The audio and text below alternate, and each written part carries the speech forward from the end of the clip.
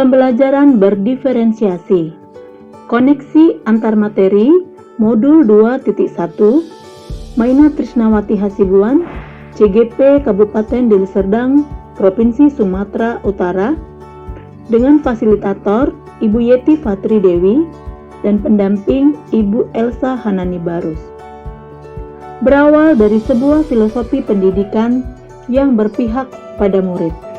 Anak-anak hidup dan tumbuh sesuai kodratnya sendiri. Pendidikan hanya dapat merawat dan menuntun tumbuhnya kodrat itu. Ki Hajar Dewantara.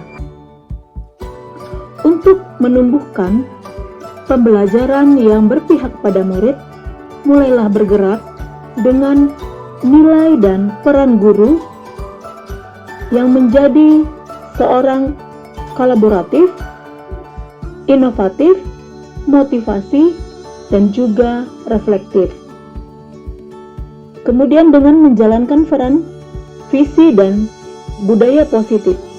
Bagaimana seorang guru memandang dan menjalankan perannya membimbing anak didik dengan tidak memaksakan kehendak. Kemudian, bagaimana guru mengembangkan budaya positif dalam setiap pembelajaran di kelasnya agar anak bahagia dalam proses pembelajaran, karena bahagia adalah kunci pertumbuhan baik seorang peserta didik. Ki Hajar Dewantara berkata tentang pembelajaran yang membahagiakan. Sistem pendidikan dan pengajaran Indonesia harus disesuaikan dengan kepentingan rakyat, nusa dan bangsa. Kepentingan hidup, kebudayaan, dan hidup kemasyarakatan dalam arti yang seluas-luasnya.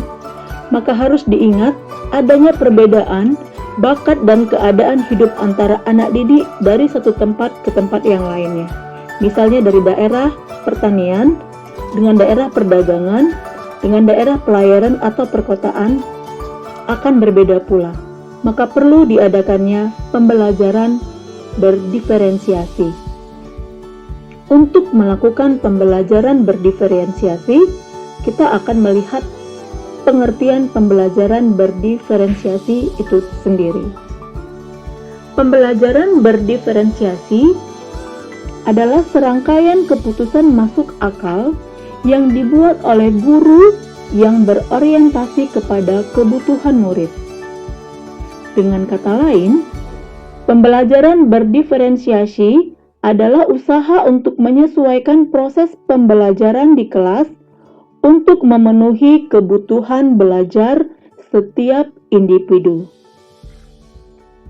Langkah-langkah merancang pembelajaran berdiferensiasi, yang pertama menetapkan tujuan pembelajaran, yang kedua memetakan kebutuhan belajar anak didik di kelas, yang ketiga menentukan strategi dan alat penilaian yang digunakan, dan yang keempat menentukan kegiatan pembelajaran melalui metode dan model pembelajaran. Dan itu semua dapat terangkum dari rencana pelaksanaan pembelajaran.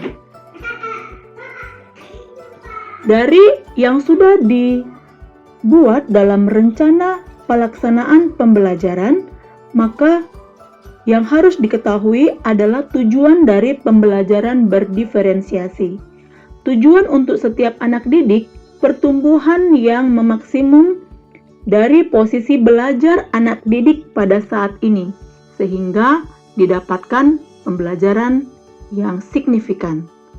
Sedangkan tujuan untuk guru semakin memahami tentang posisi belajar anak didik, sehingga pembelajaran sesuai dengan kebutuhan peserta didik, yaitu pembelajaran yang sesuai dengan kodrat zaman dan juga pembelajaran yang menyenangkan.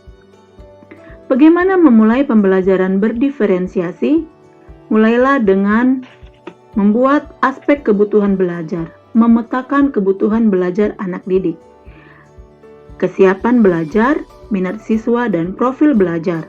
Kemudian mari lakukan strategi pembelajaran, baik dengan pembelajaran konten, proses, atau produk, atau dengan mengkombinasikan berbagai strategi pembelajaran.